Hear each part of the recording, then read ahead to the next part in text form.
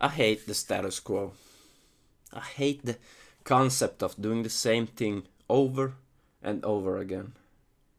I always used to set up kinda low goals and low expectations because I thought, why do more than you need to, right? I mean, I still live the majority of my life by this principle, but to be fair, I'm breaking out of this more and more by the day because I realized something. If you set up low goals, you will receive low results. I mean, I always knew this, but haven't really thought about it any further in the past. I mean, the whole thing behind why I still live by low demands in the most areas in my life is because it sets up greater opportunities for things like positive outcome. It's pretty hard to fail at something if you set up low expectations and low demands on yourself doing it. And that is true. You will very rarely get upset, you will very rarely be disappointed because you will achieve and perform on a higher level than you set up your expectations to be. And like I said, I still live up to this philosophy because it's an optimistic way of living, and I'm quite the optimistic guy to begin with. But when it comes down to training, being physical, to working out, this is quite the opposite, and it has always been since I started working out. I never wanted to be mediocre, I never wanted to be subpar when it came to training. Generally, in life, I always been kinda satisfied with doing only as much as necessary, not doing more than I need to, aiming only for the necessary results. Really never cared about aiming for the extra points to go the extra mile.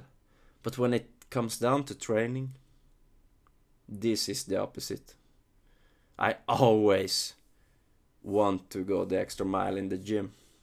I mean, like I said in the beginning, I hate doing the same thing over and over again. I strive to be unique. I want to use variations in my training to push myself. And this is also why I'm quite fond of trying new things. And this goes for everything in my life, not only in the gym.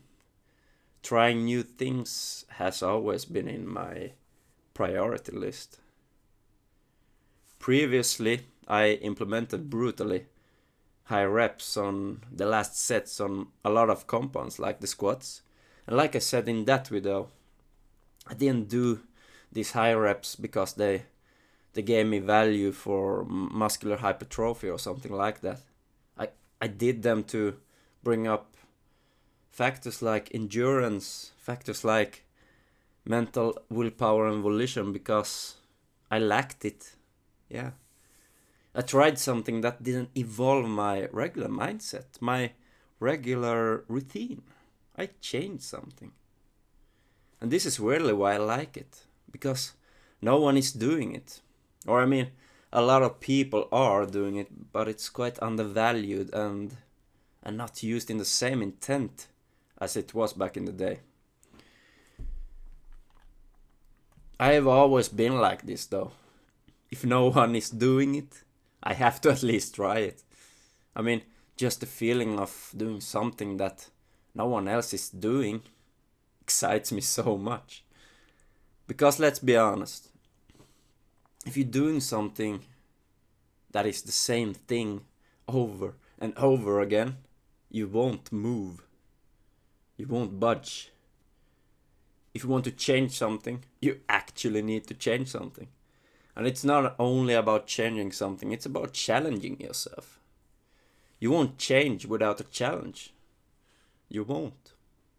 And I mean, I think this is a big thief behind the lack of motivation too in many rookies and beginners.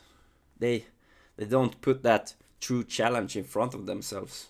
You need to challenge. You need to fail in order to identify the challenge and change itself. I'm not like everyone either, but for me at least the challenge, the failure of a lift is also what drives me forward. Let's say you fail a lift you wanted to achieve so bad. What do? Some of you dwell on it, some of you don't. For me, it identifies the challenge, the start of a change. A challenge to move that weight, which drives me towards the change to get stronger, or to increase the rep ranges, or to work on specific detailed technique points, and so on.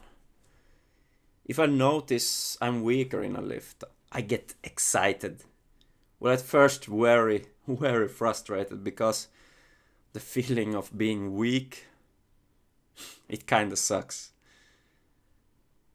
But after some time I get excited because I know there's so much to work on. There's so much room for improvements, which is great. Because it leads to you improving way faster too. Because take a lift that you're maybe stronger in. Not as much to work on, except to really increase your overall strength, isn't there? But take yesterday for example. I performed some hip thrusts for the first time in maybe 7-8 months. I noticed how ridiculously weak I am in that lift in relation to maybe my deadlift. I was like, oh my god, that's sad.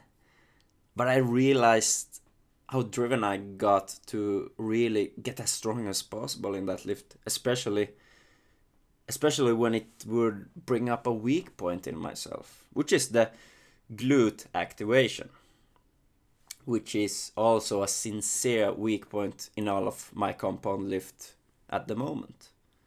But I realized there's so much room for improvement here. And that's amazing, because then I know there's as much room for improvement in my other lifts as well, which the hip thrusts would carry over a lot to. Yeah. I used a lot of variated training. I mean, I never do the same routine over and over again. I love to variate both in volume, intensity, and exercise selection. This is a big reason behind consistency as well. I mean, I talked previously about how to stay consistent and how to stay motivated, and how you need to find what brings you enjoyment really in the training, and what works for you. And this is it for me. I enjoy training so much when it's so varied day by day. I get to find maybe new golden exercises that I didn't even know existed, and not least works really great for me. And it's a good way of making training more bearable, more enjoyable due to variation. And it's really effective too when it works all areas and different functions behind each movement. But going back to change, we need to change because our opinions, our goals change all the time. But our goals change because our capacities changes too. Yeah. We maybe learn something that we didn't know about ourselves, that made us rethink our goals. And this is also something that I'm doing now as well. I talked about the high demands in training, the desire to be as great as possible, even when maybe you don't have all the tools, such as good genetics, biomechanical advantages, and so on. But remember, that's just a disadvantage. It's still not an excuse to give up. Still not an excuse to not keep moving towards your goals. If you aim low, you will not achieve great results either.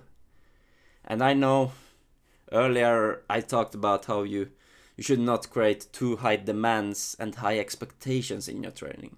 I mean, in the beginning, when you're starting out, I think this is still the case.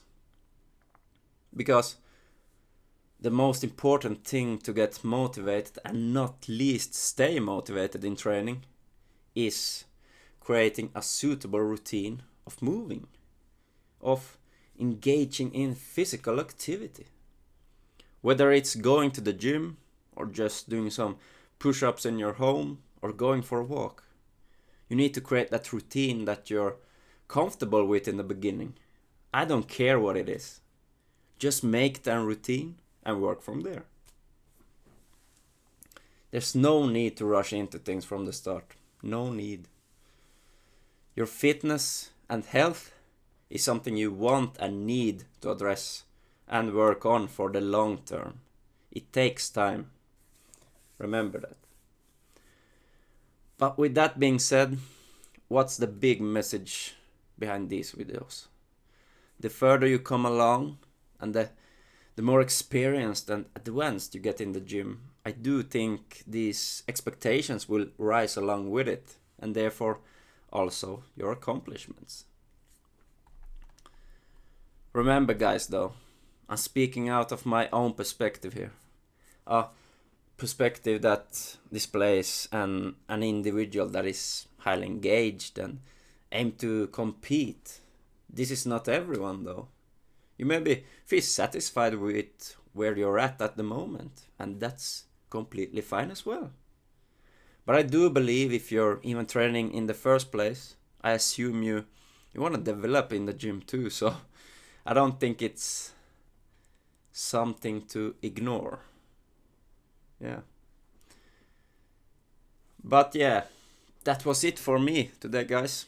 I hope you have a terrific weekend, and I'll catch you on the next one.